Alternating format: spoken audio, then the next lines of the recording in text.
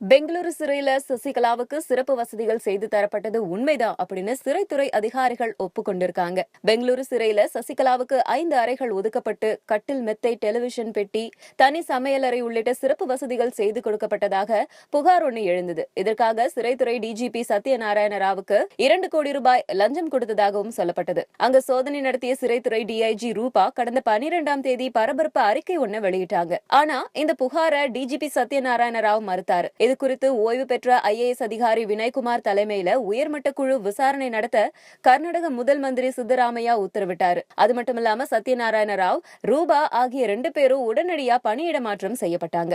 இந்த நிலையில கர்நாடக சட்டசபையோட பொது கணக்கு குழு கூட்டம் நடந்தது. அதனுடைய தலைவர் ஆர் அசோகர் தலைமையில பெங்களூரு விதான சௌதாவில நேற்று இது நடைபெற்றது. பாரதிய ஜனதாவை சேர்ந்த ஆர் அசோக் முன்னாள் துணை முதல்வர் மந்திரி, மேலும் தற்போது சட்டசபை எதிர்க்கட்சி துணைத் தலைவராகவும் இருக்காரு. பொது கணக்கு குழு கூட்டத்துல உறுப்பினர்கள் மற்றும் சிறைத்துறை கூடுதல் டிஜிபி மேகரிக், டிஐஜி ரேவண்ணா இவங்கெல்லாம் கலந்துகிட்டாங்க. இந்த கூட்டம் சுமார் 1.5 மணி நேரம் நடந்துச்சு. இதுல கலந்து கொண்ட சிறைத்துறை உயர் அதிகாரிகள் பெங்களூரு பரப்பன அக்ரஹாரா சிறையில நடந்திருக்கிறதா சொல்லப்படுற முறைகேடுகள் பற்றியும் சசிகலாவுக்கு சிறையில கொடுத்து வரப்பட்ட சிறப்பு வசதிகள் பற்றியும் எடுத்து கூறினாங்க. சிறையில சசிகலாவுக்கு விசேஷ சமையல் அறையோட 5 தனி அறைகள் உள்பட சிறப்பு வசதிகள் செய்யப்பட்டு இருந்ததாகவும், அவங்க இருந்த பகுதியில கண்காணிப்பு கேமராக்கள் செயல்படாம இருந்தது அப்படின்னும் அவங்க சொன்னதா சொல்லப்படுது. மேலும் அதிகாரி ரூபா வழங்கிய அறிக்கையில இடம்பெற்றிருக்கிற குற்றச்சாட்டுகள் உண்மைதான் அப்படின்னு ஒப்புக்கொண்டதாகவும் இந்த கூட்டம் முடிஞ்ச பிறகு பொது கணக்கு குழு தலைவர் ஆர் அசோக் நிருபர்கள் கிட்ட பேசினாரு. பெங்களூரு சிறையில நிலவும் குறைபாடுகளை சரி செய்யறதுக்காக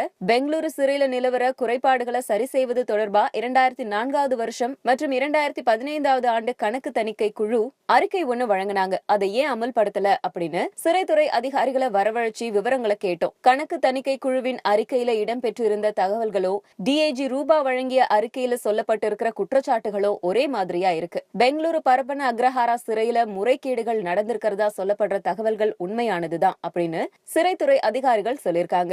இது தொடர்பான முழு விவரங்களையும் என்னால சொல்ல முடியாது. இந்த முறைகேடுகள் குறித்து முழுமையா விவாதித்தோம். பொது கணக்கு குழுவுக்கு உள்ள அதிகாரத்துக்கு உட்பட சிறைத்துறை அதிகாரிகளுக்கு நாங்க சில உத்தரவுகளை பிறப்பிச்சிருக்கோம். பெங்களூரு சிறையில செல்போன் பயன்பாட்டை தடுக்க ஜாமர் கருவியை வைக்கணும், கண்காணிப்பு கேமராக்களை பொருத்தணும், கஞ்சா விநியோகம் செய்யறத தடுக்கணும் அப்படின்னு சிறைத்துறைக்கு பரிந்துரை செய்யப்பட்டிருக்கு. அந்த பரிந்துரைகளை ஏன் அமல்படுத்தல அப்படிங்கறது பத்தி சிறைத்துறை அதிகாரிகள் கிட்ட விளக்கம் கேட்டோம். அந்த பரிந்துரைகளை அமல்படுத்தி இருந்தா இந்த முறைகேடுகள் நடைபெற்று இருக்காது. இதுல சிறைத்துறை அதிகாரிகள் அலட்சியமா செயல்பட்டிருக்காங்க. பரிந்துரைகளை அமல்படுத்தாதது ஏன் அப்படின்றதுக்கு 15 நாட்களுக்குள்ள விளக்கம் கொடுக்கணும்னு சிறைத்துறை அதிகாரிகளுக்கு உத்தரவிட்டு இருக்கோம். மேலும் சிறையில நிலவர குறைகளை சரி செய்யும்படியும் உத்தரவிட்டு இருக்கோம்னு ஆர் அசோக் சொல்லியிருக்காரு.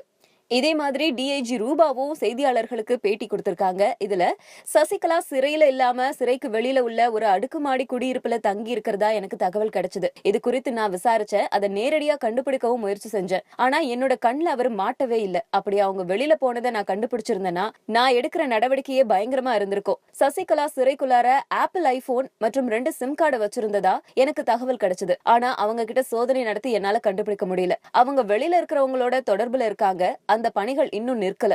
தேர்தல் ஆணையத்துக்கும் பணம் கொடுத்ததா டெல்லி போலீசாரால விசாரிக்கப்பட்ட தினகரனோட நண்பர் மல்லிகார்ஜுனா பெங்களூரு சிறையில சசிகலாவை சந்திச்சதா எனக்கு தெரியல. ஆனா பிரகாஷ் அப்படிங்கிறவரு அவங்கள சந்திச்சிருக்கிறதா எனக்கு நம்பிக்கையான தகவல் கிடைச்சது. சசிகலாவுக்கு தற்போது 4 ஆண்டுகள் சிறை தண்டனை விதிக்கப்பட்டிருக்கு. ஆனா சிறையில விதிமுறைகளை மீறியது குறித்த குற்றச்சாட்டுகள் உறுதிப்படுத்தப்பட்டுருச்சு அப்படின்னா அவங்களுக்கு மேலும் பல ஆண்டுகள் சிறை தண்டனை கிடைக்க வாய்ப்பு இருக்கிறதா சொல்லியிருக்காங்க. சிறை எந்த இடத்துல இருக்குதோ அந்த பரப்பன அக்ரஹாரத்தில் இருந்து ஒரு 3/4 கிலோமீட்டர் தூரத்தில் ஒரு அடுக்குமாடி குடியிருப்பு இருக்குது. அந்த அடுக்குமாடி குடியிருப்பில் ஒரு வீடை விலைக்கு வாங்கியோ வாடகைக்கு எடுத்தோ இவருடைய இளவரசியின் மகன் விவேக் அங்கே வந்து வசித்து வருகிறார். அங்கிருந்து சாப்பாடு தயாராகி இவருக்கு வருவதாகவும்